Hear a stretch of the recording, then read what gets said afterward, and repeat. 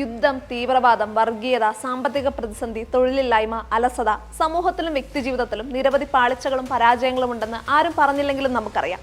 Christmas പോലെ സ്നേഹത്തിന്റെയും സാഹോദര്യത്തിന്റെയും ആഘോഷവേളകൾ കേരളത്തിൽ പോലും വർഗീയവാദികളും വകതിരിവില്ലാത്ത പോലീസ് ഉദ്യോഗസ്ഥരും ചേർന്ന് അലങ്കോലപ്പെടുത്താൻ തുടക്കമിടുന്നു.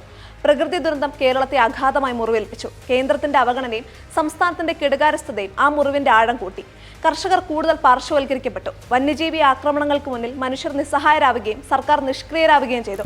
സർക്കാരിന്റെ അഴിമതിയും അധികാര ദുർവിനിയോഗവും സ്വജനപക്ഷപാതവും ജനത്തെയും ജനാധിപത്യത്തെയും പിന്നിൽ നിന്ന് കുത്തി. കൊലയാളികളെ സംരക്ഷിക്കാൻ പൊതുമുതൽ ഉപയോഗിക്കുന്നതിലേക്ക് വരെ അത് തരം താഴ്ന്നു.